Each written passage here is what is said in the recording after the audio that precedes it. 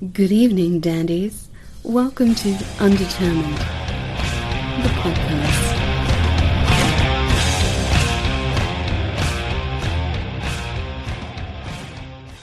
I think Preston Spires is one of those that, like, he's like, okay, well, I live in a shack in the middle of somewhere in Georgia, and I have a 1G internet. Right. Exactly. And it's like, of course you do, dude. Of course you do. What's funny about that is Jem is the one who hooked that up for me. Like, he's actually like, hey, would you want to have Preston on sometime? And I'm like, fuck yeah, I would. Yeah. And like, awesome. And he's great. Like the Creston Whisperer. So he set it up, did all the hard work. I'm like, fucking great. That's awesome. Surprisingly, afterwards. Yeah, surprisingly that went through. I mean, he was like, he gave us warning after warning. He was like, yes, I have no internet and we may have to do this by tin can. And I was like, okay, we'll do whatever we have to do. And, but it actually went through and it went through fine. No, it sounds great. I mean, like, I love that episode. I loved how he referenced the presidential campaign. It's based off of an HBO series. Christ, what is it? Something or other 88. Dude who's in like Woody Allen pictures. Tanner 88. Fucking yeah. Jesus Christ, where's my fucking mind at? Which is great because like I actually mentioned that just I'm a huge fan of that show and that actor who like that guy looks like a presidential candidate, especially like of that time, like which was very much of the what do you call it? Gary Hart. Yeah. Gary Hart.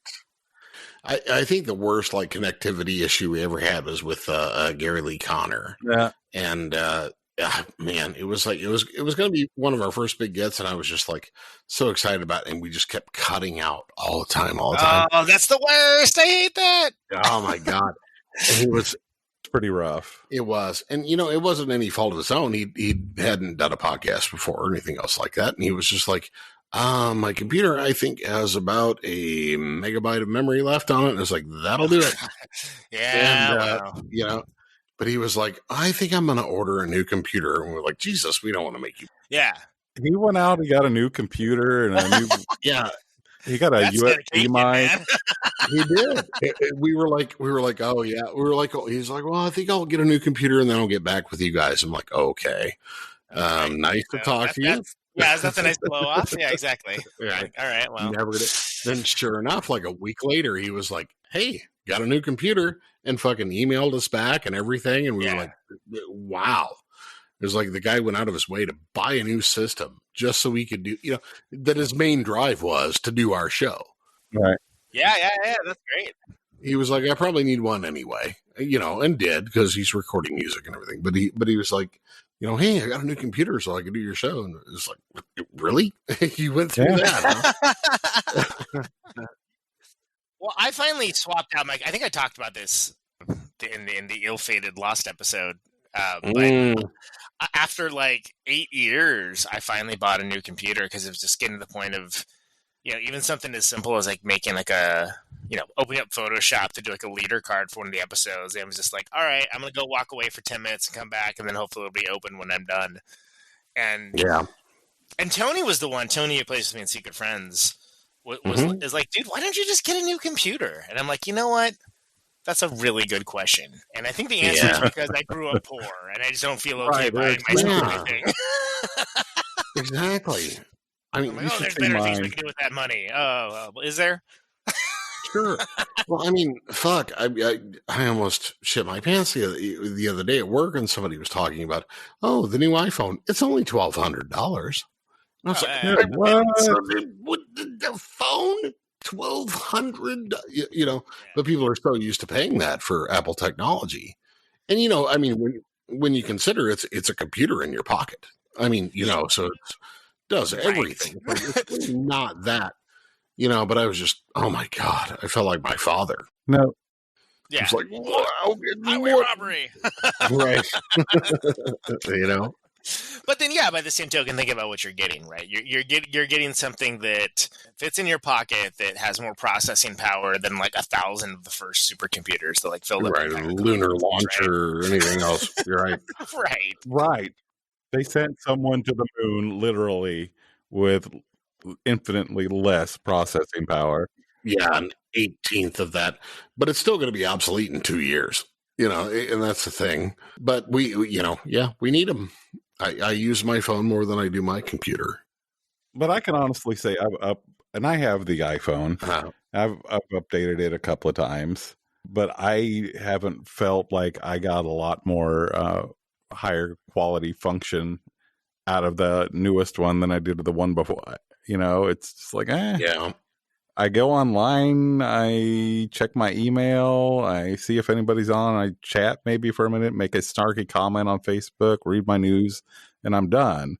I don't really need a lot more than that. And it takes pictures and records video. Right.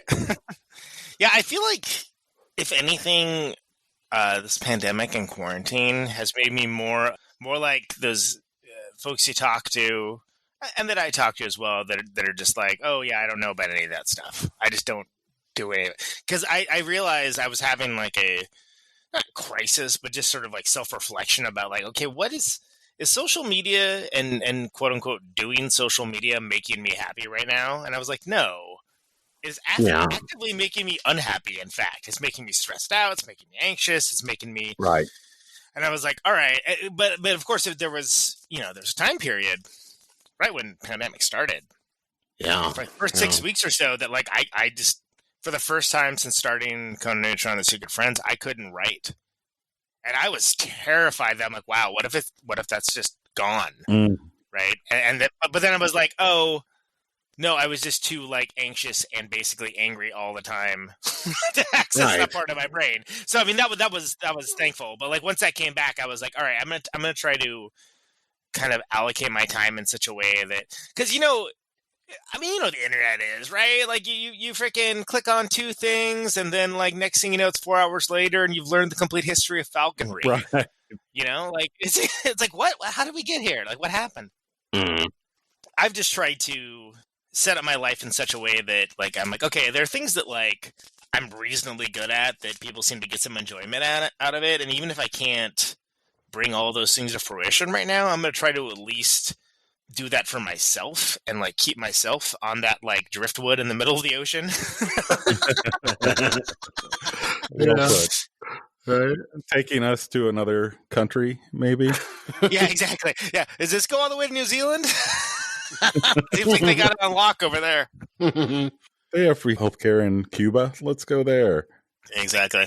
I've said this before, but we often deflect that, I think, onto the platforms that are there. Oh, yeah, for sure. Yeah, it's not the platform's fault, necessarily. It's one of the biggest things I hate is just people saying, like, oh, I hate Facebook. Facebook is this and this and this. And it's like, dude, it all depends on how you set it up, who you friend. It's what you put into it, right? Yeah. And I think you made that point last time, and I think that's actually very astute. And yeah, it's possible to sort of like author your own experience in that way, right? And I've actually recently, I mean, there's folks that like, I'm like, all right, you're on like a 30-day break on like Facebook, and there's some people I'm like, you know what? I don't even know why we're friends. Yeah, yeah. Well, I mean, I personally, what I've been doing for like the last few weeks, and you probably know because you follow me and you're a friend of mine, is I have been on a hiatus on Facebook too. But instead of staying off of it, all I do is like stream of consciousness, post a video of the song I'm listening to at the time. Right. Like, Agent Orange, or just some like old punk fucking song or whatever. I'll just post like 10 songs in a row with no explanation or just maybe a quote of like one lyric out of it. Yeah. No, and that's great because then it's like people are like, whoa, cool. That's all our... I need to listen to more music. Yeah. And I mean, I try to stay off the political tirades and shit like that. I don't always succeed. I'm doing better. This week I'm doing better. I'm doing better, but it's random, like, haha, this made me laugh, or haha, there's this video. And that's all I do is just, and people are like, they may see me foaming at the mouth and just like, thinking in my head it's just plugged into my Google Home and music. And it kind of is. But it's not, that I'm not just trying to anger anyone or anything. It's just like, this is some weird fucking song I'm listening to right now. Right. And that's it. And that's how my Facebook is to you right now. Right. And it doesn't mean that you don't have deeper thoughts. Right. Oh, absolutely. And believe me, I'm choking them back like I've got a fucking collar on my neck, just, trying not to do that. Right. And I think that's wise, because it's sort of like because you know that like what good's going to come of it. Right. Exactly. Right? And that's how I feel about it, where I'm like, I have strong opinions on a lot of stuff, but I also hate the idea that like I have to have a strong opinion on a lot of stuff. Right.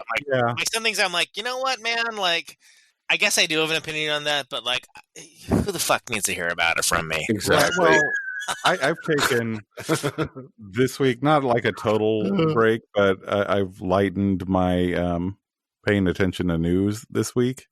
And I've been a happier person for it, because, kind of going along with what you said, I don't want to get any angrier than I already am. That's kind of, I've got that point. Yep. I understand what's going on, but I'm also already pissed off enough. Really, you get to a point where it's you're hurting yourself. Right. And there's a thing with like that I started realizing about the algorithm, and it's like the 30-day snooze. And once I started like counting down the election, and it was like, 30 days from now is past the election. So if I snooze this asshole right now, exactly. Yeah. You're good. I don't have to hear anything about anything he says until after the election's over. Right. So it's like it all came down to a timeline too with me. It's like, that's a nice option. It's like 30 days of being done with this. Right. And you don't need to like make some like big sweeping statement or like block someone or anything like that. And there's definitely people who have done the same where I'm like, so every day it's going to like, it's an anarchist friend, and every day is going to be a rant about how voting doesn't solve anything. Cool. Right. I don't give a shit about this. So, like, I appreciate that you have this viewpoint. I'm not going to try to talk to you about it. I don't agree with it, but, like, just fucking see you next month, man. Yeah. Well, I mean, I think that's a big point of it when we talked about, just we were talking to Mike Dillon. That episode's going to post soon, and you'll hear what I'm talking about. But it's just getting to a point where it's like there's so much division. There's so much, a right and left camp that we're worried about whether this is ever going to come together with some sort of baseline, or whether we're going to get back to normal. Right. And so the thing is, we were saying that essentially if we've got these people that we don't have to worry about anymore, we don't have to think about, I mean, their minds are made up, Yep. I'm tired of arguing that with a lot of people. And it's just preaching to the choir, it becomes endlessly preaching to the choir, echo chamber kind of shit. There's this idea, and it has to do with the fact that every election is a persuasion election now, right? And there's this mythical swing voter. So everyone is just like, one West Wing style reading of the facts at them conversation away from coming around to your way of thinking. And that just isn't true. No. And it has to do with the fact that people live in a frame-based environment now. It has to do with the fact, there's this extension of tribalism, and the fact that the president didn't create this environment, but he knew how to take advantage of it, and he walked into a Ferrari with a with the motor running and the keys in it, and they just took off with it. And mine now, eminent domain. Yep. Right. So it's like. I mean, so the idea that this all goes away when that guy goes away is patently absurd, because as I think I mentioned last time, the next guy is going to be like not a shameless narcissist, and he will have some political acumen, and that's the guy you got to watch out for. And it's scary that it's not going away. That's what we were terrifying. Talking about. It's like, it's fucking horrifying. Yeah, because I think, for me anyway, kind of my hope in like getting Biden in is like, and as I said last week, it's like, he's sort of he's definitely a centrist. He's definitely a fucking capitalist.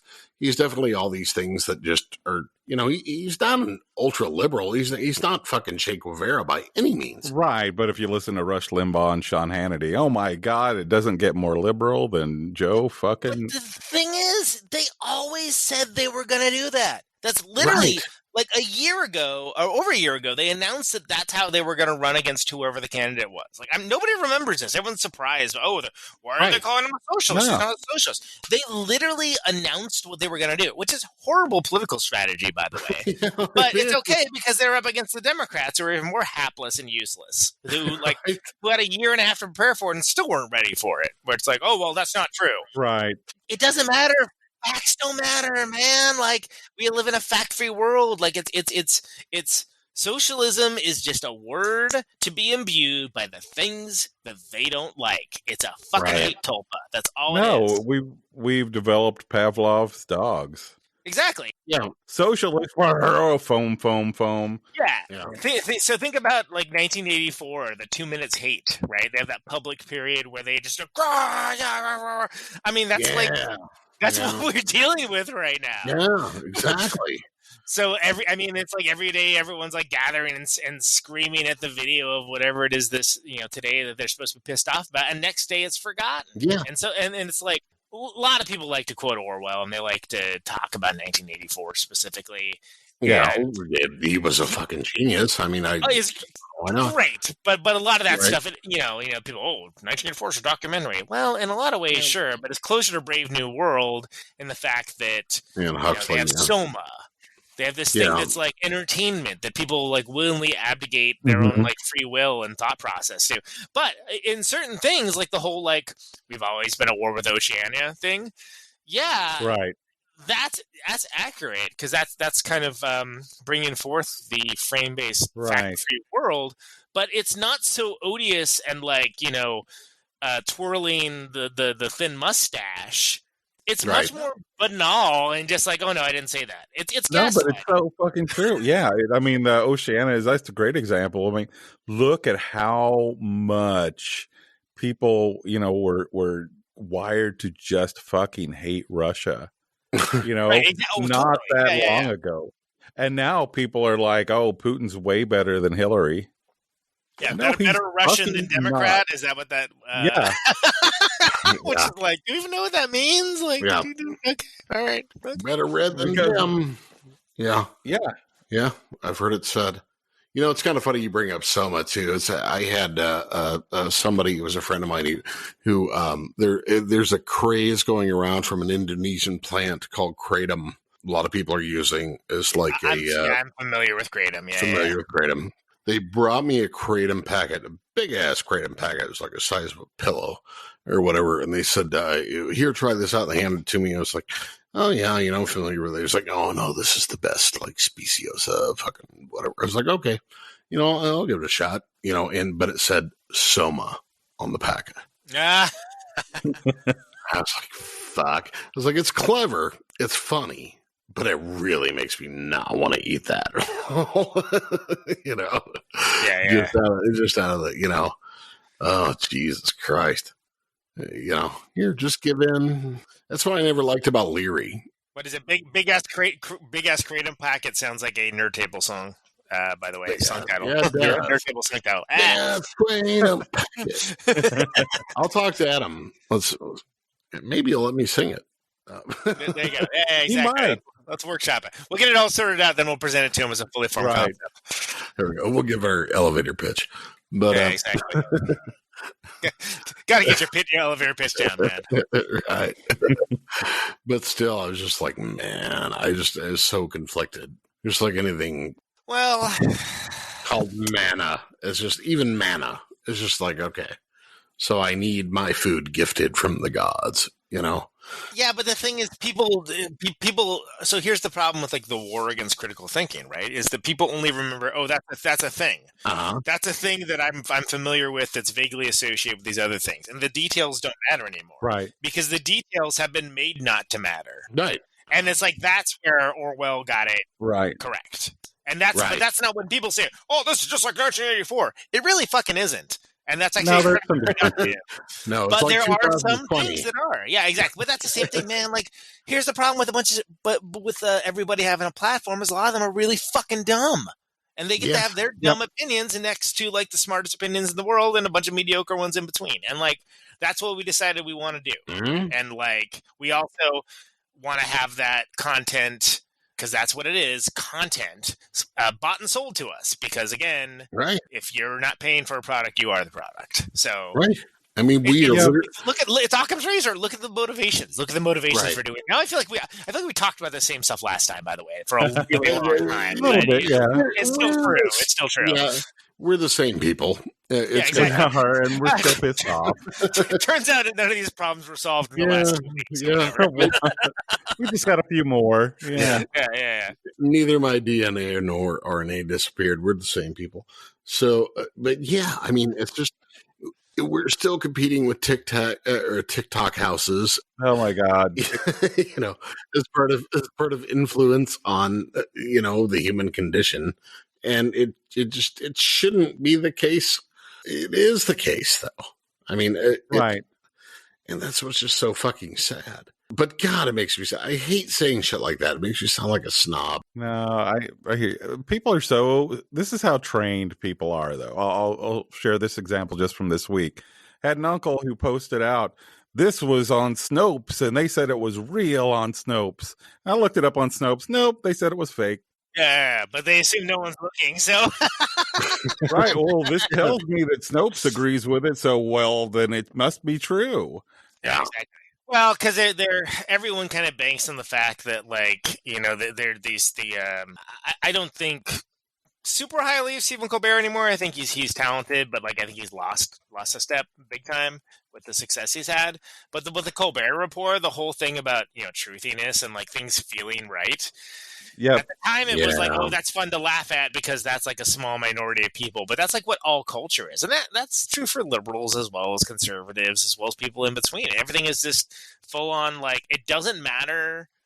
It doesn't matter if it's real or not. It just feels like something I want to believe in is now a valid way of thinking, which is insane because especially coming out from like scientist brain perspective, right? Like that's fucking nuts. Like, are you kidding me? Right. But that's the way we've decided that it's gonna be.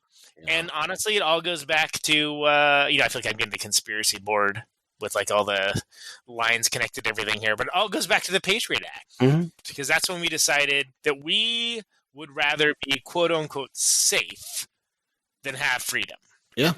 That's when we made that decision. And once you make that decision, there is no going back. So the natural extension of that is, well, I would also rather be more comfortable than have my information be protected. So everything else goes from that. We made a decision culturally. It would just say our elected representatives did. Yeah. And what is that quote? What is that quote? Deserves neither. Is that a real quote that's like attributed to Franklin or something like that? Those who. Yeah. Oh, you're talking about those who liberty and freedom. Those who. Yeah.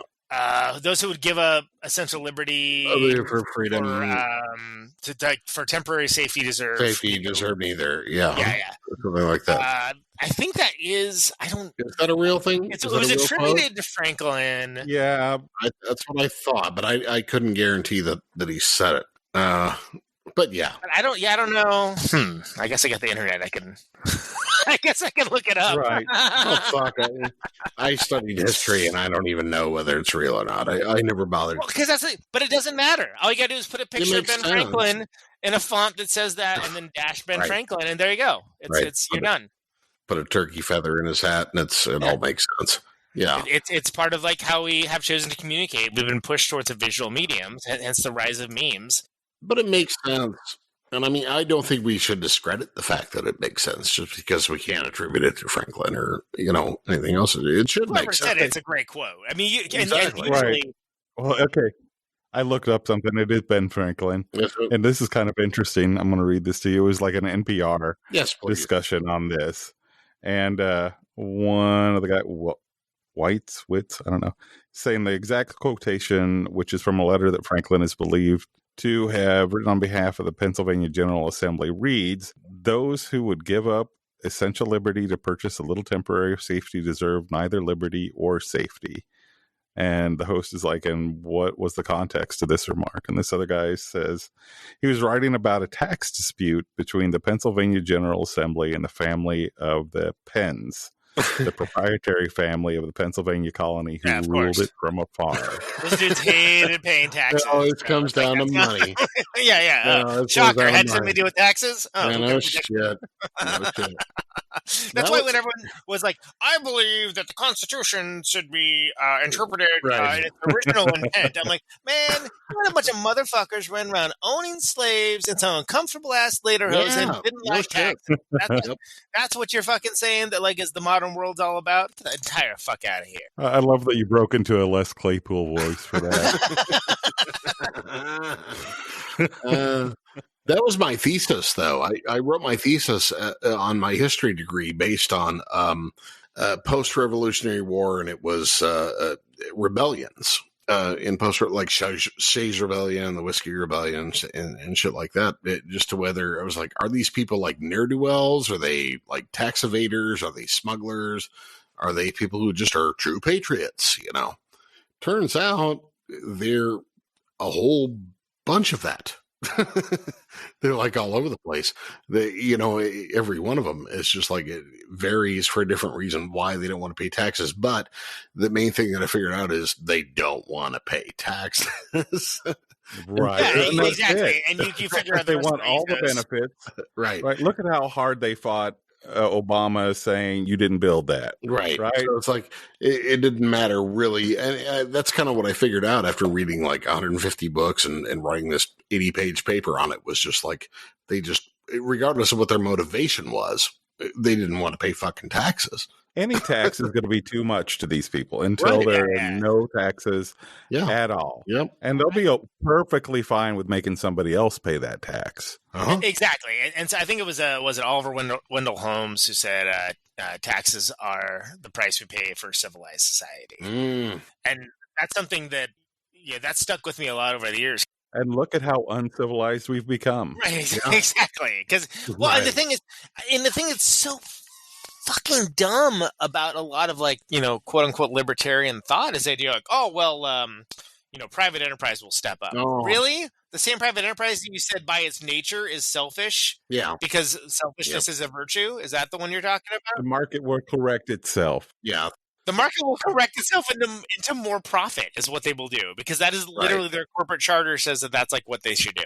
And and it's like, I'm not saying that can't happen, but I'm saying that like what you have there is fealty, because you have these gigantic corporate oligarchs or Jeff Bezos or whatnot that are given this incredible power over all the other humans, simply because they have more money. And they have more money, so they can buy more influence, and they can choose to let the peasants die or to let the peasants live based on their whim. Yeah. So what you're doing is you're taking away an egalitarian society, and like some people don't want an egalitarian society. Okay, fine. Yeah. But let's put our cards on the table. It isn't what you say it is.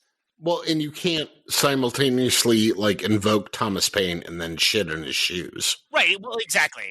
Because selectively, like certain founding fathers quotes and not other ones, which of course I guess we've all been doing. Like that one. Well, I mean, that's all of Christianity and everything else. Sure. I think what God meant to say was, exactly.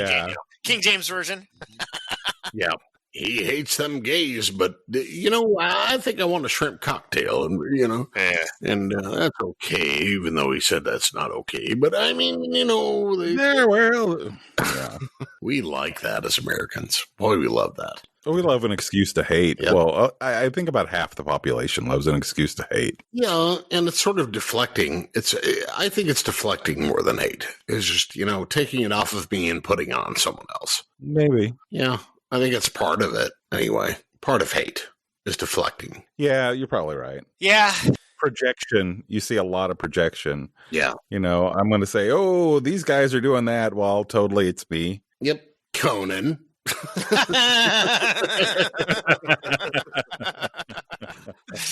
Hey, man, I've been guilty of a lot of things, but original intent's not one of them. Yeah. I'm definitely not an originalist.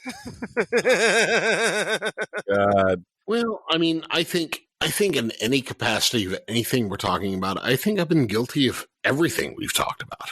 Sure. Well, sure, because sometimes you're just like, hey, wasn't there that one quote that one guy said about, like whatever, and it's like you're totally wrong about the quote, you're wrong about who said it, you're wrong about the context, and like whatever, that's the sort of the zeitgeist, if you will. That's like the greater of a conscience, and that's fine. That's not a big deal. But if you're sitting there putting your entire world ethos or political ethos against certain things, I get it. I get it. If you're pushing something forward and you're trying to get a result, then you're going to try to get a result. Right. I get it.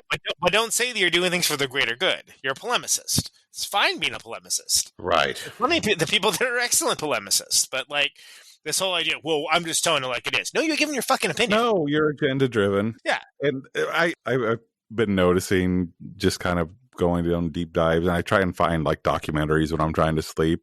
So I was catching one about, the myth of Jesus and, all these different things involved with that.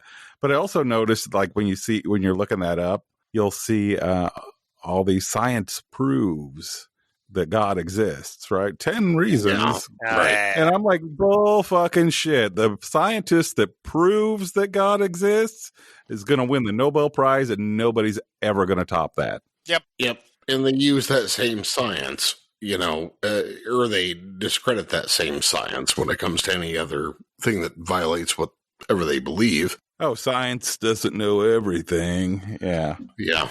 Exactly. Well, science knows quite a lot. And actually, there's a larger concern towards peer review in regards to modern science and when publishing and the lack of good peer review and people rushing to publish now that's led people to discredit science. That's a larger conversation. And I'll save that for when I'm talking to Scientific American. Yeah.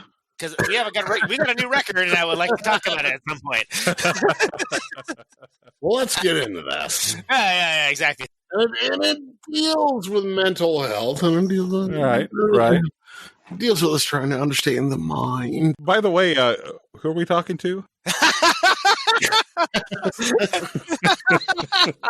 Why, this is Conan Neutron, fellas. Hey, Conan. Hey. How's it going, man? Nice to have you, man. Yeah. Now that we've done our episode of Crossfire, we can get it out of the way. Jon Stewart's going to hop on and tell us off. Yeah, it's like, what wasn't his pitch like, this show shouldn't exist? It's terrible, basically, if I remember correctly. And he was right, to be clear. Oh, yeah, you are hurting this country. I was trying to explain that moment to explain 2000s era political things to a millennial. I was trying to explain that to somebody, and they just didn't understand any part of it. I was like, oh my God, it was beautiful. Well, there used to be this show called Crossfire, and it was a big deal, and that asshole that kind of looks like a vampire was on it, and then Tucker Carlson was on it, and it was awful, and Jon Stewart went on it and said that it was awful, and then it was taken off the air, and they're like, that's a terrible story. I'm like, it was a terrible show! Paul Bagheera, something like that. It doesn't matter. He was on it sometimes. I was thinking more of Carvel. Carvel's one that I can. Yeah, Demon Head. Yeah. I mean, he's like Nosferatu. You know what I mean? That's what his wife used. His wife used to call him Demon Head. It was her nickname for him. Yeah. The goddamn shoe fit. Well, how fucking weird is that? That, I mean, it's Clinton's campaign manager. Yeah, it was marrying Bush's campaign manager, and she was Republican and called him Demon Head. Yeah, well, I agree. Anyway, go ahead. I think you're right. I think it was, but Paul Bagheera was the less odious of the two. Was he the close in that? Why do I think did Berenstain Bears this? Did I like fill in James Carville in that slot, or was he on that actual one? I'm trying to remember. I got it. I don't know. James Carville popped up a lot. Yeah. The person I was throwing this to could not have given less of a fuck about literally any of it. Like, it was like, it's not going to reach our target audience anyway. Right, exactly. And in a way, that's good, right? Because as much of a big deal that show was in 2004 or whatever, it's like, it's basically been redacted from history. And you know what? I'm okay with it. Yeah. I can go with that point, but I also think that there's something, and maybe it's an age thing too. Like, I look back and just this last week or two ago, I watched the whole address that Eisenhower made about the military-industrial complex. Yeah. still really, that was before I was born, and it's, goddamn, did he hit something. Chilling. Well, it's definitely prescient, but I mean, you got to realize we're dealing with a, with a generation now that, The Daily Show was like the fourth best satire show of its kind on air, right? If anyone wants to see something like that, they're going to watch like John Oliver, or maybe like, I need more smugness. Let's turn to Samantha Bee. Right. So they don't even remember like when Jon Stewart sort of was like, oh, wow, this is the only place you can really get it straight is from this comedy show. Mm-hmm. which is absurd when you think about it, but Remember they did the poll and they figured out that like the people that watched The Daily Show were the most informed. Yeah. But is that any worse than like Nixon on Laughing and Saga Timmy? Well, yeah, I mean, sure. I mean, like, for people getting their high horse now about where people get their information, are you fucking kidding me? Like, I mean, yeah, exactly. There's a good amount of people that believe in QAnon, which sounds like a fucking B-list Mr. Oh my God. Oh, well, it's JFK Jr., but like, they think he's like come back to, but like, it's so like, it's like a combination of drunk dad logic and just like 3 a.m. talk at a party, pitching shows that don't exist to people that will never hear them. And it's like, that's the thing. Yeah. Hey, no, I'm a drunk dad. The specious logic, the rationale that shifts and changes depending on this just doesn't pass the barest hint of scrutiny. But then there's people that just treat it like, oh, well, obviously that's bullshit. And it's like, well, but hold on, you're not addressing why people like it. They don't like it because they think it's factual. Right. They like it because it gives them control over something they feel like they don't have control over. Bingo. Right. You know what I do like? I like records that talk about those feelings.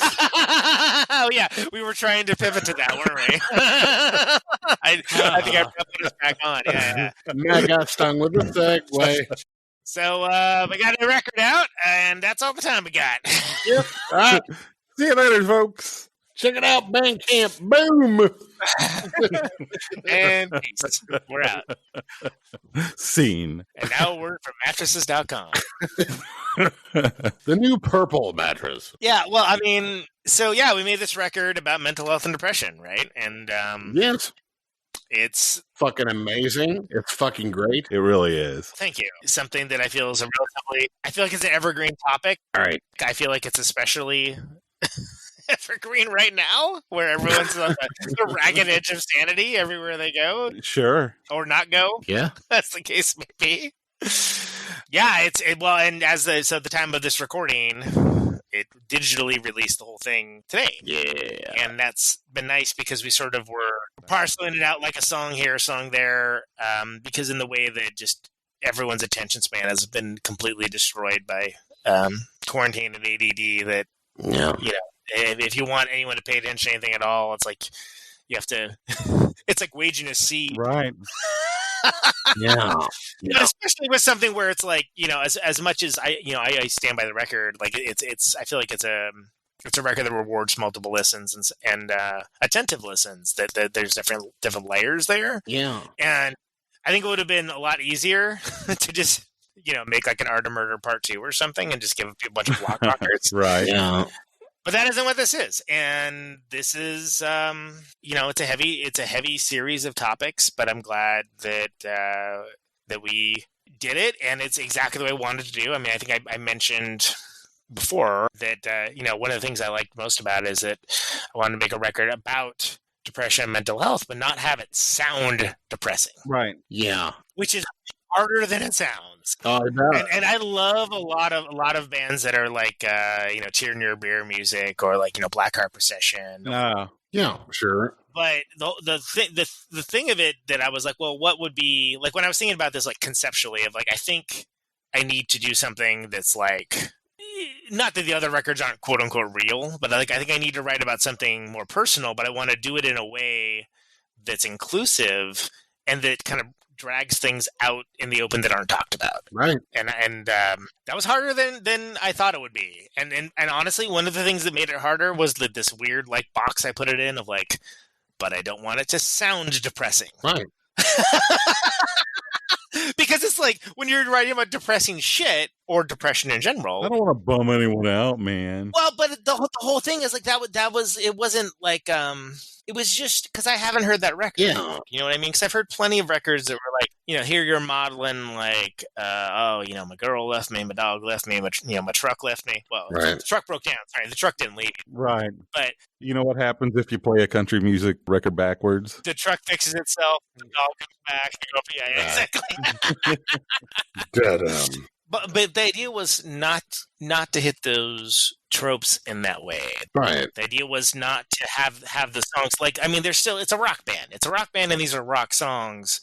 But to have it unfold in a way that was basically the dead opposite of Protons and Electrons of the singles, which that whole thing was like whatever they did, they had to get in and get the hell out.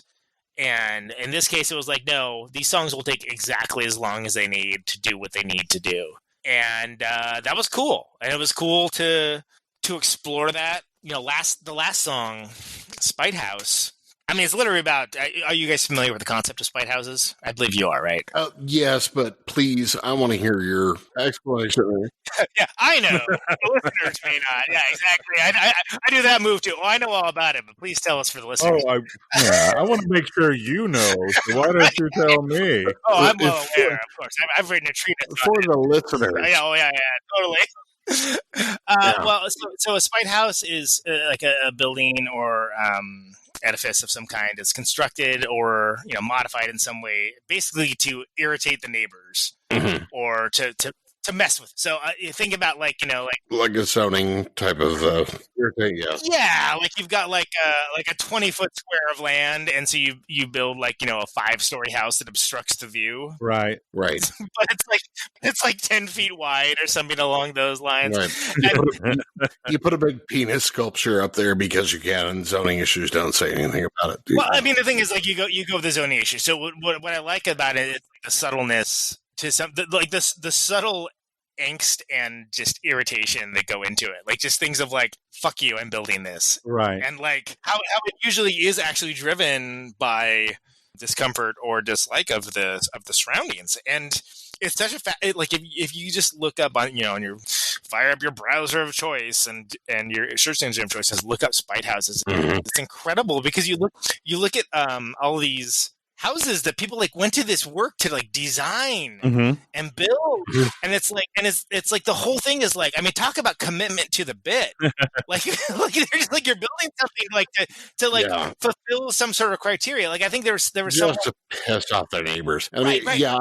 I've seen also in spite houses like spite sculptures also the people have put up. Same principle. Sure. Yeah, same principle. Like, they put up like a big like phallus or something right in front of them. So, well, nothing says I can't. Yeah, and some of the exactly. There's no law. It says like which I call the Airbud rule. Yeah. There's nothing in the rule book that says a dog can't play basketball. Right. Yeah. But I mean, the best example, like from a righteous indignation example, is like the person who made the house that with all the rainbow colors next to the Westboro Baptist. Yeah, it's exactly what I was thinking of. Yeah. And that's like the more like righteous example of it. But there's all kinds of just like, like whatever, garish colors, just like, hey, fuck you, I've got this land and you don't, like, and I'm gonna ruin this for you. So anyway, I've loved that concept for so long. Just the idea that you would put that much like effort, right? That much creativity in some cases, but like sure, just to piss someone off, and like it's kind of astounding, right? Because it's like, wow, what would drive you to be like, I dislike this person next to me so much. Like, this guy's this much of a dick that, like, I'm going to, like, do this just so I block his view or whatever along those, whatever your deal is. And it's hilarious all the time, but it's like after a week, it's still but that's it. That's commitment to the bit, though, right? Because it's why it's the Andy Kaufman of architectural design, right? Because the whole point is like doing the longest game possible, right? But the idea is, and the reason why that closes the record out is because that's like okay, so take it on the face value, that's like a worthy topic and a worthy worthy thing to write about, and worthy thing to have a song about, but like also. Just the idea of psychological effort to inflict harm. Right. Like you're taking like this amount of like level and thought and again, ingenuity in some cases, but ingenuity that only has come out because of like the most rotten of motivations. Because you're an asshole. Right. But then also, like, it was very important, like, at the end of it, like, when we played it, when we recorded it, like, you know, we had this big, you know, chiming thing that, you know, Dale actually did a second drum track. So there's, like, the regular drums, and then there's, like, he played, like, an overdub drum thing, it's like a toy drum set. Mm-hmm. And it's cool, and it's super cool. And the whole point, and we haven't been able to do this yet, is that live, that part could just go on as long as it needed to. Mm. And then, like, when it comes back around, then it boom, like, hits with, like, the force of Thor's hammer, and then it's like, oh, fantastic. Which we, of course... Doing your own spite track. Right, well, exactly. Yeah. So that's the idea, is, like, conceptually, the arrangement itself is a spite house towards the audience. Yeah. And, like... so that's the level of when I talk about, you know... I've seen that once with Justin playing with Tool. Oh, sure. And I saw them tour. It was just like, I don't remember what song it was. I think it was 46 and 2 or something, but it was just like the last two notes of that song.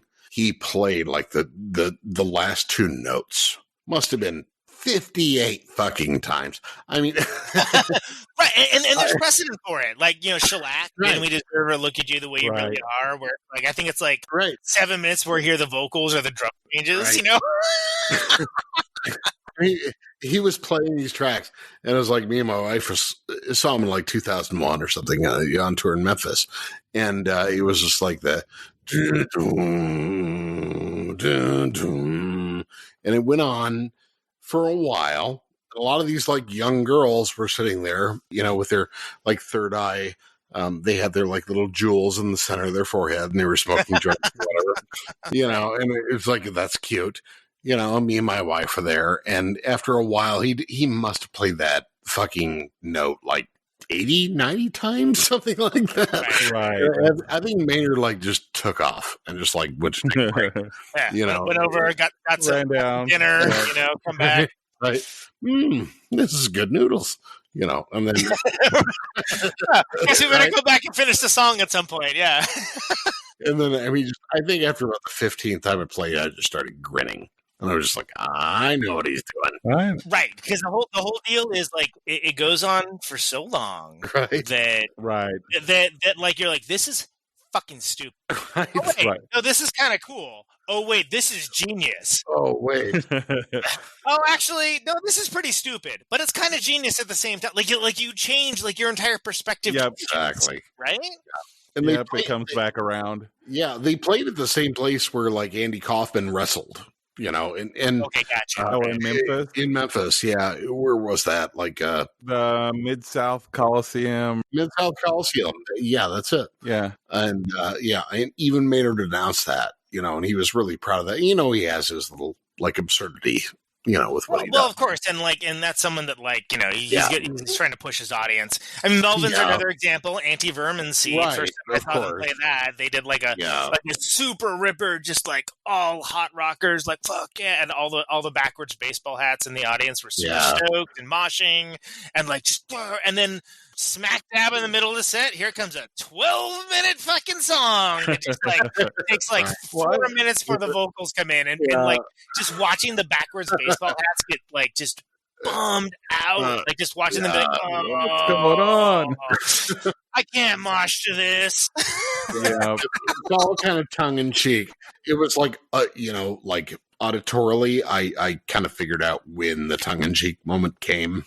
You know, and I think it was just Justin was just like, I think he had to turn away, you know, and smile as he was doing that. And I was like, okay. Right. I was reminded of, speaking of the Melvins, and John actually turned me onto this bit of information. I wasn't aware of it, but Buzzo told a story of opening for Mike Patton. Mm-hmm. Yeah. And the audience not being very fond of Buzzo, and just like really kind of harassing him. Yeah. Shit all over him. Yeah. Which you would think that like fans of Mike Patton might be open-minded, but I guess not. Right. You know, like it just goes to show you there's closed-minded people everywhere. Yeah. And Patton was just like, they will pay, and he made them pay. Yeah.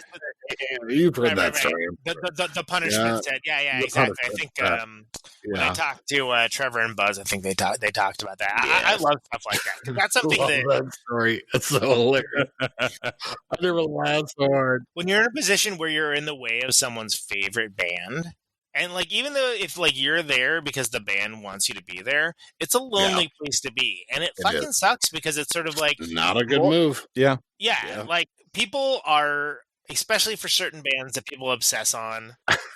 And that, like, you know, I get it. You want to see your favorite band, but there's no reason to be a fucking cock about it. Right. And so, like, I love those kinds of, like, justice moments. Like, I think there's a great story, Faith No More, with Steel Pole Bathtub that's very similar. Mm-hmm. And that's something where it's like, I love hearing bands that have that capital to do that. Mm-hmm. Enacting that. And because hopefully, ideally, like, it's like, okay, so you were here to, like, hear these songs, and you were here to, like, see this band, but this has now been an object lesson of why you ruin this. Right. And, like, you can choose to learn that, or you can choose to be like, well, fuck them, they just played a bunch of noise and whatever. Right.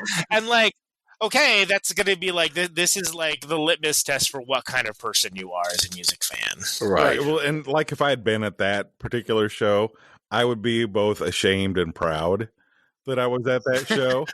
You know, the part of me would be like, God damn, why do we have to be such assholes? You know, and it'd be, you know, it's my town, wherever it is, if that's happening. God, so many fucking idiot assholes. Yeah. I've been waiting to see this band for 5 years, and then they were so pissed off that they only, played the That's the fucking worst. It's like when you come up to a band, you're like, hey, I saw you in Columbia, Missouri. And they're like, oh, fuck, Columbia, Missouri. I'll never play that fucking You're like, oh, no, I was the guy who liked you there. Like, I was the guy not being a dick. Exactly. Yeah. Right.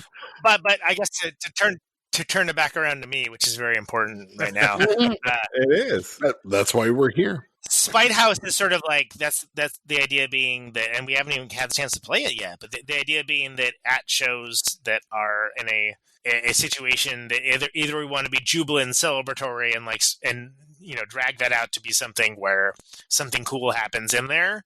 Cool, you could do that, but you could also do some like, all right, strap in, y'all, because here you go, you're getting what you deserve, and like this was with the idea of, and again, for me, it's important that, like, you know, that it be that song, that the concept's built into the song arrangement wise and writing wise. Even if nobody ever were to notice that or get it, that's there for the person that does. They're like, wow, they just fucking did a Spite House of a song, and it's a song Spite House. But I love those moments too, where I'm like in the audience or something. You pick up on something like that, and that there's almost like, I almost don't want to know whether it was intentional or not. Right. Does that make sense? Yeah. Well, exactly, because it's like that keeps a mystery going. Because there's moments where you're at a show and you're very aware that you're at a show. Okay, so they're probably going to play this next. Okay, so, you know, they're doing this. That's a transition, whatever. And there's times like, what the fuck is going on? Like, I have no idea what's happening. And as much as I am confident that what any lineup of Conan Neutron, the Secret Friends does, it's a big rock show that has all of the more celebratory elements of what that means, but like kind of put through this like punk rock, weird rock perspective. But that, by the same token, like, that doesn't mean it's safe either. No. Like, I want someone to be in the moment, and like, I don't want someone to be like sitting there like thinking about their laundry. You know, I want them to be like, what is happening like right now? Right. Yeah. But in a way that's like within the construct that makes sense to me. So a lot of these songs, not all of them, like there's some, you know, there's some short rippers in there, and there's, you know, Impossible Task is probably the best riff song I've ever written. Yeah. You know, of any band. So there's rock there, but like the idea of like just being, hey, this song's gonna take as long as it takes to do what it needs to do. Right. Like a song like Bipolar Complex, where it's like, man, like it's like it takes you on a journey. Right. I don't want that to be the exclusive terrain of like, you know, 2000s era Radiohead. No. Yeah. You know. I get you. Yeah. Well, it's also like I feel like if you're a band and you do that kind of thing, I feel like you're a psych band, right? It's like no man, just you can you can take elements of that and not be like check out what we're doing because the thing is because it's just like it doesn't have to be on the sleeve. It doesn't have to be exactly and really and for me it seems like this song takes 1,000 years and I literally just look it's 5 minutes and 6 seconds, right? And for me, I'm like, it just takes forever, and the stuff develops and it changes and this and that, et cetera, et cetera, et cetera. But for me, like I think like writing songs for this band for the singles kind of rewired my mind about what a song can do, and has like generally led me to kind of be like, okay, trim the fat wherever possible. Right. And I was actually talking to Chris Murphy from Sloan, and he like said something like very similar-ish to that. And I was like, I get it. Because it's like one of those things that like, I remember my old band Replicator, we would, we'd be like fucking 3,000 miles from home or something. And like, we would play 4 songs. Because it's like all the songs are like 7 minutes long or something. And it's like, well, that was a great 4 songs that we played. But boy, we sure are a long way from home to play like 4 fucking songs. And also leave them wanting more, right? Right. But like, so the songs are, to me, feel stretched out and like really long. But even then, I mean, I think actually, look in here. Spite House is the longest one. That's 5 minutes, 11 seconds. Yeah. That's not that bad. Right. Right.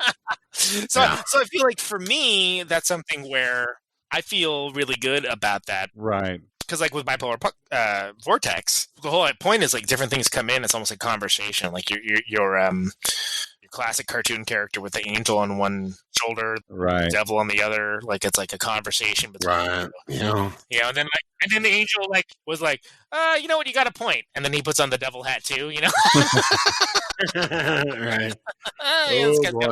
So it's 5 minutes 11 seconds on the record. My challenge for you is play it for the entire set. Find a way to make that 5 minute 11 second song and just stretch it out the entire set. It's possible, man. Because the whole point is what I learned with this band, and I don't remember if we talked about this before, so apologies if I'm repeating myself, but there's a lot of things that I unlearned with this band, which is sort of like, just because you can put a bunch of like parts and stuff doesn't mean that you should. Right. Like sometimes it makes for a better song if, it's like when in doubt, take it out. Yeah. Which doesn't mean that you can't like add things in later or whatever. But when you're talking about, like what's important to a song, it isn't like to have the most complicated playing or to have like the most parts per minute. Right. Or whatever along those lines. I've definitely been victim of that in the past. You know what? I like peanut butter sandwiches and I like mustard on my sandwiches a lot of the time. That doesn't mean I should put them together. I can. Right. You don't need mustard on your peanut butter sandwich necessarily. You could. Maybe that's great. I don't know. I'll never know because that sounds terrible to me. But yeah, I think it's well, first of all, it's nice just to have it out. Sure. Yeah. What a capacity, because I've been living with it for so fucking long, and to have this be like, like it's not a departure in the way that like, it's like ska songs or something now. But I mean, there's this perception, whether it's validated by the facts or not, that this is basically like, it's like a hard rock band. It's like, well, kinda, but it's sort of like some of my favorite reviews of some of the older records were like, this is like, big riffs and hard rock, but like with new wave sensibilities. Yeah. And I thought that was cool because when you think about like quote unquote new wave, like one of the things that made it so exciting is that they were like sort of subverting conventional song structure. Mm-hmm. Right. So there were things like Quid Pro Quo is a pretty like conventional, like, verse, chorus, verse, riff rocker with its like, it's got a nice melody, et cetera, whatever. But like the pickup on the main riff that goes back into the verse, it just skips a half step. Mm. And it's something that if you don't listen to it all the time, you're never going to pick it up because like as a casual listener, you're not going to pick it up, but it's something where it's just sort of like, that's kind of cool. And for me, that's sort of like almost that's what keeps it interesting for me. Yeah. So the idea that like, to be put in the same echelon as like bands that are just more, like, doing their thing. It's like, okay, well, I like that too, but that isn't exactly what this is. Like, this is this is more like academic. I'm not saying it's like this is like Future to the Left or something where it's like everything is like, well, what fucking time signature is that? Right. What riff is it? But I think when people hear the sonic constructs of a hard rock band, they kind of like tend to mentally fill in the blanks. Right. And so to be able to subvert that is kind of nice. And I think one thing that's interesting about like a good rock and roll is that it's kind of oblivious to its time. Sure. Right? Yeah. Like when you hear something like Led Zeppelin 4, it doesn't matter when that album like does it rock or not? Exactly. Does it rock or doesn't? And it's a good fucking album. But do you think in any way, I mean, because I know that when you like made this album it wasn't a thing, but do you think like what's going on in 2020 and COVID and everything, do you think the time has anything to do, has any effect on the record or the, you know, the time constraint that it's in? Well, I do. And so I think that inadvertently, maybe so, because what I made is, so Dark Passengers is a record that's was very much in my head, more so than, I mean, I guess you could say all the Secret Friend stuff lives into my head until we record it, right? Right. More so than any other record that we've done, or any other record I've done, period, I labored on this. Yeah. I mean, I like rewrote lyrics, changed arrangements, changed keys, like, you know, just things that I don't normally tinker in that same way. Right. And that's why I'm asking. I mean, I'm just wondering because like, no, you know, is it so overbearing that what's going on affects the timelessness of an album like this? Because I think personally it's a great record and it stands alone, but I just wonder about your feelings about it. Well, thank you. First of all, it's an incredible compliment, so thank you. But I think that because it's so in my head, even about the things that are meant to be out of my head, so to speak, I think it actually simultaneously is completely of this time, but then also outside of it at the same time. Right. It's Bob Dylan, man, in a way. I hope. I mean, everybody wants that. Sure. Every fucking swinging dick that comes in there is going to say the same shit, right? But like, right. I honestly think that, like, you know, unless we have like a fundamental restructuring of society and the human condition, I think you're still going to have people with imposter complex, right? So they're still going to be able to listen to a song like Authentic Fraud and like find something there. Mm-hmm. Yeah. You know, and like the idea that like it was even something, you know, in starting position, which ended up being like, it's fine on the record, but that ended up being the one that like, maybe it didn't quite turn out the way it turned out. Cool. It wasn't exactly what I thought it was going to be to begin with, but like, there's still like, you know, like lines like, you know, every once in a while I stare at the mirror on the wall, I look at who I am, and it's not enough at all. Mm-hmm. Like, it's not like that's a new sentiment. I mean, like freaking Bruce Springsteen, you know, said, I want to change my clothes, my hair, my face. Right. You know, it's like, that's something that when you're used to writing songs about like Hannibal Lecter or like, you know, heretical concepts or whatever, like I think it's easy to get a distance to things. Yeah. And I think I got so in my head about this record that I thought I was making something kind of alien. And then it's like, oh, no, I think I made something relatable. Right. and what's funny is that's how I started with all of it. Being like, oh, I don't want to like clock out on this planet without having done something that means something and like touches people. Right. You know? You can overthink it too, even like putting something. It would be hard not to with something like putting something like a lyric like TV, and it will say it's not necessarily timeless, but TV in there because the TV has only been invented since 19. You know? Yeah, well, actually, television was invented in 1954. Yeah, okay, cool. Right. So I mean, like, you know, it's not like, you know, you can't. You don't necessarily just do like a blues track of the woman wrong. Well, there's always been woman. And there's always been wrong. And, exactly. You know, those things are nice, but yeah, but I don't mean it like being, you know, timely in that way. It's not like, you know, like we joked about before, just talking about like a fucking COVID. You know, everyone's COVID. Oh my god, you know it's coming. Spare me. Yeah. Oh god, like I'm so ready not to listen to any of them. No shit.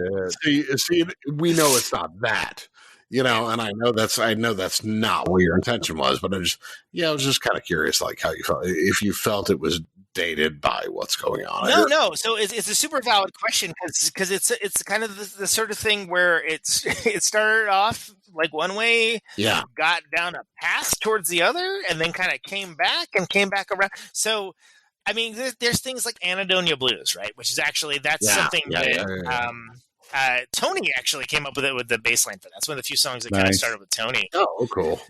And anhedonia is the inability to experience pleasure from activities that one usually finds enjoyable. Right. So, and it's sort of like, and that was sort of like a play off of like, the rock and roll, cocksucker blues, whatever, this and that blues, whatever it is. Like, well, the whole thing with anhedonia blues, like you're not feeling anything. I love that word. That use of that word. And that's like kind of one of those like putting a joke in there that's like for exactly who the people it is for. Yeah. As a quick aside, like with the census taker on Art of Murder, which is just kind of like a Hot Snakes like Wipers riff rocker. There's a song. There's a song that's like there's a lyric that says the worst part about telling a joke is watching it sail past the normal folk. And the reason why that's in there is because in a previous line in the movie, Lecter says, talks about the census taker. He's talking about, his liver with Java beans and a nice Chianti. In the book, it's an Amarone. Yeah. It's a different type of wine. And the reason why that's interesting is because that type of alcohol is to signify that Lecter's off his meds.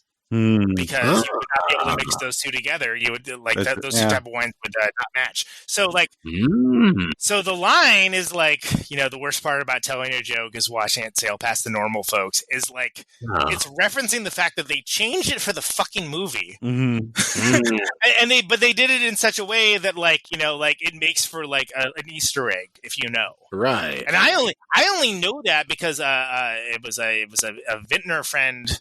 Vintner? Is that what you call it? People into wine? Wine, yeah. Right. Talking with someone that like worked at a hospital. I don't want to say asylum. That's not the right word. But anyway, this was explained to me of like, oh no, here's why that's funny. Like that he was probably saying that like he's off his meds. I'm like, wow, that's amazing. So that's like an Easter egg. That's interesting. That's like in there. Huh. In that same way, Anhedonia Blues is like, well, you can't have the Anhedonia Blues because that would mean you were feeling something. Right. The whole point of Anhedonia is you don't feel anything. But it's also like, that's a suicidal ideation thing too, because it's sort of like when you're not feeling anything, then you're like, well, I don't feel anything. I'm just feeling blank here, so like, there's nothing to fix. There's just I'm just here. Yeah. And that's something where even when there's songs that aren't super wordy, like that level of like just ridiculous, like over-intensive, overbuilt, like Henry Darger level of effort for something that nobody gives a fuck about, right? Went into all of it. And sometimes that manifests as something like, maybe I was a captain, which is just like the whole thing. Come on, you're hoping somebody gives a fuck about that. Right. Well, the idea is hopefully someone somewhere will get that, but like, it's like that's just like, it's like freaking, here's 3 pages of lyrics that go with the song. Right. Like, oh my God. But it's got a couple of my favorite lines in it. And the whole point, but the whole point of that is like, what if I can't, maybe I was the captain. What if I can't pull this off? It's not being like, I have this. It's like, well, maybe I was the captain. So this is like me assuming like leadership of this band and the direction, but like not being 100% confident in it, but knowing that it needs to happen anyway. Sure. That like that was an important song for me to write because my role in music and bands has changed considerably since the days of just being like, hey, let's book a tour. Okay, cool. It's sort of like the artist who like the painter who drops a drop of blood, feces, and urine in his painting somewhere. It's personalized. You can't see it, but it's there. It's there. And exactly. And that's something where I don't expect anybody to care about that kind of thing, but it's there for the people that do. And it's something where what I found interesting is that even when people don't have that background or have that level of depth to read into the lyrics, pick it apart, right, they seem to like get it on some fundamental level. Again, at least at the small level that it has been exposed to so far. Because I mean, who the fuck knows? I mean, I'm trying to release a goddamn record about depression during an election year. And, it may be the best time for it. Yeah. I don't know. Is it? I don't know. I mean, maybe it is. Maybe it isn't. Who the fuck knows? Like, I think it's a great fucking idea. I think you're up.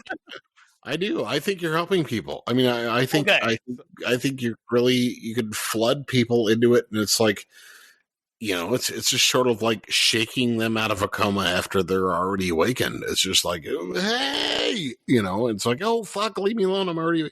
But I mean, I think we need that. Maybe you hear Anhedonia Blues and say, "Oh fuck, that's me. I got to get out of this." Right. Yeah. It just, well, and the idea again is that, like, since a lot of the stuff, not all of it, but a lot of it's stuff that I actually feel like it's coming from a place of authenticity, and hopefully that comes through. That makes all the difference. Comes from me, but it's sort of like the scene in the old '40s movie where they're smacking the woman when she's fainted, and they smacked her one, they smacked her one or two times more. Like you could tell she was awake, you could tell she was fine, but it's like still a couple more of them. It's like, wake up! No, hey. Yeah, I think that's what this album does, and I think it's splendid. Well, thank you very much. I mean, because there's lines that I torture myself over, like I can get old or die trying, which is like about as clear of an anti-suicide jam as you can get. There's that line. Like some days can feel like a century when the darkness hits. It's like I feel like that's most days these days. Like this was a good year this week. Well, that's that's a hard thing to reach, isn't it? That's a super hard thing to reach. I think no matter what, I don't know. Really. But I really do believe that, and that's something where it's true. Let's get old. Let's all get old and look back and laugh on these days. Let's hope, and outlive the bastards. Right. That's always good too. Damn. I mean, that one speaks to me. I can tell you that. Yeah. I mean, if it reaches one or two people, I think it's important. Yeah. Well, that's why we threw on the because I was sort of like, is it too heavy-handed to throw in the the NAMI helpline and stuff like that, and the National Suicide Prevention Helpline? And I was like, you know what? No, not at all. No, it's not too heavy-handed. Throw that fucking number in there. Yeah. I was like, know your audience. I know you don't see that. Yeah. Yeah. But it's also cool to Without the Poison, What Am I? Is on this record too, and that's Lindsay Charles from the Cell Phone sings that, and that's such a cool song to me because I didn't write the lyrics, and that was something where I was like, wow, am I really gonna this thing that I've tortured myself writing and rewriting and laboring over every line and inflection of I'm really just gonna let it go, and I was like, yeah, I am, because I trust her to do something rad with it. Mm-hmm. And the whole thing is the idea of got this high functioning manic depression, have a high, focus on the high functioning part. Mm-hmm. And there are things that you can do to quote unquote correct that or treat that. But there's a very real thing. It's also just a societal construct, but there's a very real thing that what you do changes the chemistry of the brain. If you change the chemistry of your brain in that way, what if that removes the thing that makes you who you are? And then what if the thing that makes you be able to create is in there? Right. Where does your identity lie? Becomes the question. Yeah, exactly. So without the poison, what am I? Right. And it was really, I have implicit trust in Lindsay Charles, who I think is just fucking astounding. Just an astounding talent. The Cell Phones are an incredible band. We talked about this. We actually talked before we even had the song written. We talked about the concept a couple of years ago. She's played live with us, and she's just a fucking powerhouse. Cell Phones, I always say, is if Tina Turner fronted No Means No. Yes, you turned us on to Cell Phones. I've been listening to some shit. So good, and she's so powerful, and she's so comfortable in her voice as well. And I was literally talking about it in terms of myself. Well, here's what the song is going to be about. Because what I said was I want you. What I said is, I want you to be the Mark Lanigan to Conan Neutron, Secret Friends, Queens of the Stone. Oh, nice. Right? So you have an open invite to come fucking play with us whenever the fuck you want on any song you want. But I'm also gonna write at least one song for you to sing. And then we started talking about this whole thing, and that's something that I've heard expressed a lot from a lot of people that are creative folks, whether they're writers or artists or musicians. Yeah. That well, if you change the formula. What if that changed it in such a way that, I can't do this thing that brings me joy and brings some joy of some manner to the world. And I think that's such a fascinating concept. I even said to her, I'm like, I'll collaborate with you if you want, but I would like to see what you come up with too. Right. Like, just tell me that I like her lyrics a lot, and like, you know, and she came up with just an amazing set of lyrics, and I think it's actually more important in a certain way because you get a different perspective, and the whole idea is like, this isn't about like Conan Neutron is depressed. This is dark passage. Right.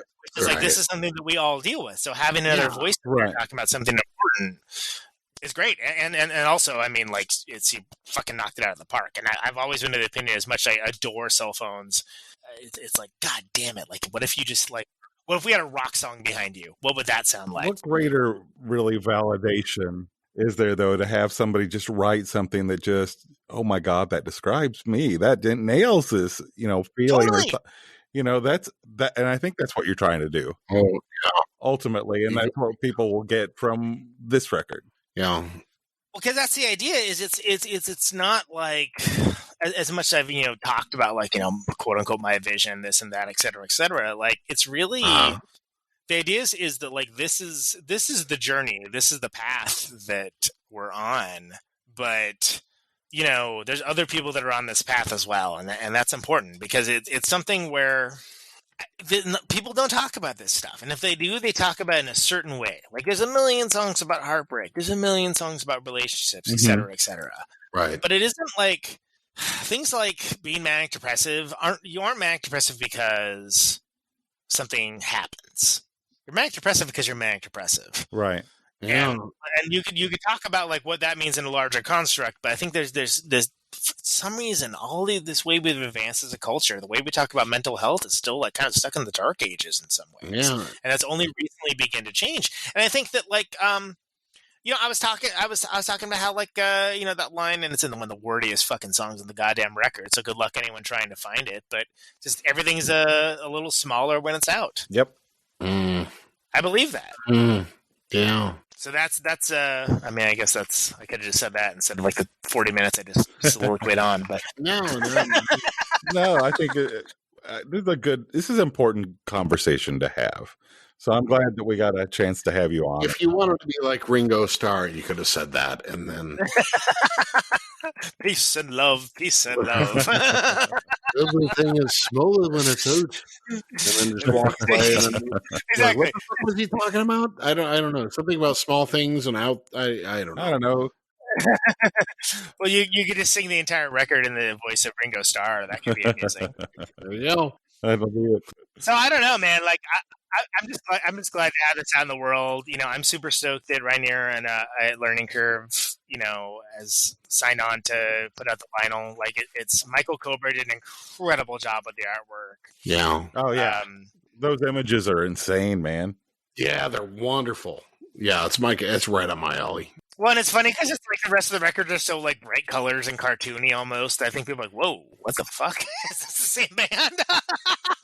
It's supposed to make a level set. It's supposed to be like, hey man, this is some super serious shit that's happening here. Yeah. No, I think it's great.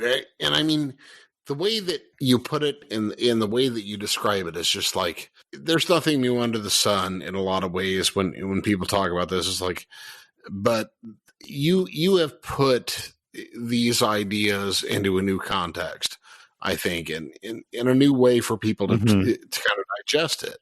And I think that's what's important. You know, I mean, that's awesome. Thank you for saying that. That's awesome. Just making things, you know, a sad song into a sad song. Everybody's heard the fucking same sad song in a sad song. Sad comes out in a lot of different ways. Sure. Right. And everybody's heard a happy song in a sad way. And I mean, it's kind of. Have you heard a movie trailer in the past 5 years, which is like, just like, exactly. Hey, it's like a song, you know, but it's like acoustic and it's like minor key. Okay, great. Right. Exactly. so I think the way that you presented it has just been so empowering to me that, that's awesome. Even though I get it. And even though, you know, it doesn't, I don't know what to say. I'm just really impressed with the fact that it affects people in a lot of different ways. And I think people can absorb this in different ways. And I think that's important about mental illness and about mental health. It's just that everybody's operating on different wavelengths.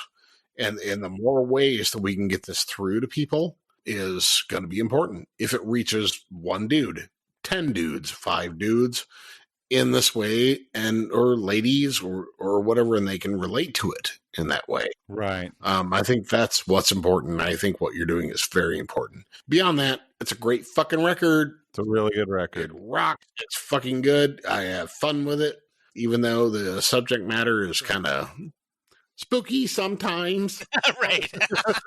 Yeah, not in the way that like a horror movie or something, but in the way that's but it's like, oh no, that's real. That's some real shit there. Yeah, makes you clench up a little bit, but shit, no more than The Cure does or anything else. So, well, and it's awesome that you mentioned that, because I think, and I maybe I mentioned this last time. I don't fucking remember what I said, but like, to me, it has more in common with a band like The Cure than it does, Aerosmith or whatever. Because it's sort of like, oh, first of all, just from a song perspective, like the sound and mood that it builds, like, it's like absolutely, takes its time in what can seem like a tortuous manner to like the modern ADD, but then also like the idea is like you're going to sit in this mood, sure, and like this is not going to be it's not happy times necessarily, right? Like a Joy Division album to a douchebag is going to sound just like it's going to sound like a pop record. It's going to be nothing. That's true, but to a thinker, it's going to really mean something, and I think this is that. Man, I loved it. I'm really blown away by it. Glad to call you a friend, man. Yeah, absolutely. Yeah, likewise. I was going to say, as the author of the song Authentic Fraud, which is literally about my crippling imposter complex, I am doing everything in my power to accept the things that you have said and not immediately discount them. Right. But validation's important. By the way, the song "Authentic Fraud" it was named after me, but yeah. Well, but that's the thing. It's sort of like on that song, the idea is sort of, it's like, okay, because the whole thing about imposter complex, like, well, whatever, I'm a fraud of this. I'm going to be exposed any day now. But it's like, I think it's like second verse or something. It's like I said, a coalition of frauds faking our way through, which is sort of like that's the thing where it's like. Hey, we're all kind of in this, same, but not all of us. Like, some people are, don't have that, and good for them. It must make for an easier life. But, but it's like, man, is there anything more relatable right now than a line that says "everything exhausts me"? No. I mean, oh my god. Right. Everything. It's like, I had no idea. When I wrote that line, I had to like, oh, you thought you knew exhaustion, motherfucker? Here comes 2020. Right. But that kind of makes me think of what I was going to say earlier is, and I hope this comes across the right way, this isn't an everyday record. I agree with that. Yeah. I think it's too heavy. I think there are times it would be like, if you're out for a drive in the summer and like everything's like hunky dory, this is probably not what you're gonna grab, right? And that's okay. Yeah. Exactly. Hey, we're gonna. I'm out with my best girl and we're driving around and whatever. Yeah, that's not this. Right. I'd be worried about you if that's what you were doing. Exactly. You may be a serial killer. Right. What if this record turns out to be the next Catcher in the Rye? Yeah, exactly. Yeah. If they have this record, the next thing you know, they're kidnapping a mare. Oh, shit. I shouldn't even make that joke. I apologize. I know. Probably got us in a couple lists. Probably not, because I was planning on playing this at Thanksgiving. But I mean, the point is that, like, it depends on how you listen. Like, if you're someone that, attentively listens to every line, well, yeah, certainly not the fan, but I think it goes without saying, right? But if you're someone that, like, attentively listens to every line, like, right. Then maybe be like, okay, this is like some, what are you trying to tell us? Like this kind of situation. But if you're someone that like, has music on in the background, or you're just listening to the riffs, or like, it's cool that, right? Neat, right on. And nobody tries to psychoanalyze me anymore. They've given up. Yeah. I mean, it's encouraging to me because I consider you guys thoughtful guys and thoughtful listeners. So thank you, man. To get that response from you guys is encouraging, because it's sort of like something where, like, I don't want to be a dick, but it would have been really easy to write just like another Art of Murder, right? Sure. Like Yeah. I know what people like from this band, and I know how to write songs that scratch those particular itches, and that's fine. But I'm not interested in doing that. I've never been interested in doing it. And the thing is, we're almost 50 years old. We know what jack off music is. Feels fine, but leaves you a little empty afterwards. Well, and it's not like we don't like it. Even at 50 years old, we don't. It's not like we don't like to jack off. I mean, we do. We like. I like pop music. I like shit. Sure. There's a time for ephemerality. Ephemerality, yeah. Sure. There's a time for something being kind of light and airy and of the moment. Absolutely, I love pop. Fuck, I love Britney Spears. I mean, some tracks. I mean, but it's like this isn't that, right? And it's fucking wonderful. Yeah. Well, thanks, dude. Thanks for putting it out. Right. Yeah, I mean, I'm still can hardly believe it's actually out because it seems like it's been so fucking long since we recorded it, and it's like the world has like changed so much even since we talked last, right? Which is crazy. Yeah, but I mean, it's like there's like title track, right? Yeah. 20 years and counting, memory fades, still screaming out through the airlock, still punching into days. Yeah. That's whether it's true or not, and it almost doesn't matter. That's how it feels, right? And what I was trying to get at that without being like, oh well, he's fucked up, right? In that way, I like for me, it's something where I think this is stuff that anyone that's creative and has these things to deal with or has these impulses. Yeah, a lot of it are. I hate to say it, but it's gonna be relatable. That's the idea. Anyway, yeah. I don't know. Like maybe not, but I will say that fucking Christ, I definitely every line is there for a reason. Every word is there for a reason. Yeah, and it's probably of the 20 plus years that I've been making records. It's the most nakedly bare in that way, and that was fucking horrifying. Sure. Yeah. Fucking horrifying. Like, I will write you a concept record about whatever, Big Trouble in Little China, sure. And it'll be great, and it'll be awesome, it'll be clever, and like whatever. Actually, that's a good idea. Yeah, I know. It really kind of is. It's a great idea. Maybe that's the next one. Who the fuck knows? Green-eyed girl. Great movie, actually. No, I don't know why that sprung to mind. I want to be in studio for that. But it's like knowing that, okay, we did this, and it's like fully conceived and articulated and exactly the thing we want to do. Again, hit the thing of it not explicitly sounding depressing. Right. And it's like, I still get to have like lines like, like a bounce check for the soul for suffering and pain.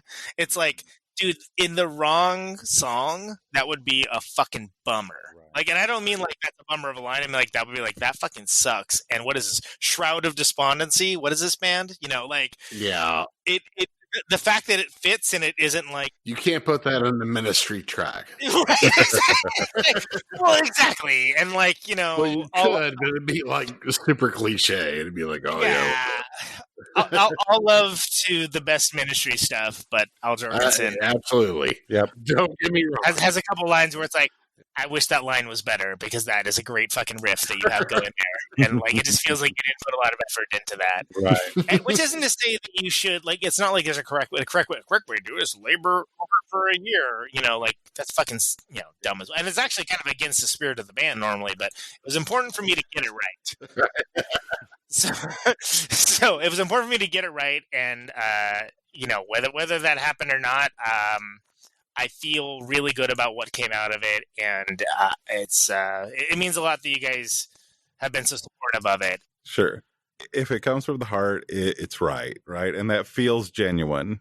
So I'd say you've got it right. At least from our perspective, it's right. That's our thing, man. So thank you for sharing that with us. Happy. Yeah. Kumbaya. No, really though. I mean, if it's not, No, I'm trying to undercut this by like being a fucking goof ass because that's like, No. but I'm trying not to do that. no, we're all about it. But I mean, yeah, genuine. I mean, that's why we have you on, man. Yep. Well, thanks, and it appreciates. It appreciates. Sure, I appreciate you having me on to talk about it, and also to like rant about Tucker Carlson and whatever the fuck else. For like we'll do that. We'll have lots more of those discussions, I am sure. Yeah, a couple of weeks. Nothing happens in a vacuum, man. Like people, they're like, "Oh, I'm not trying to get political." Well, life is fucking political, man. So, it is. Get off your goddamn high horse, you motherfucker. Anyway. That's funny. All right. Conan Neutron here to tell you, get off your high horse, motherfucker. That's funny. There you go. Parting words, carve it in a fucking stone, hang it on the wall. Conan, it has been a pleasure to have you on. Well, thanks, fellas. Always appreciated. Such a pleasure. Glad to call you your friend, man. I've had so much fun. It's a good time tonight. Likewise. Let's get old, man. Let's get old. On the podcast was... Fuck this. Matt, you fucking wind it out. I can't do it. Thanks, everybody, for joining us on this very special episode of Undetermined, the podcast with Conan Neutron. Bye. Harry Balls!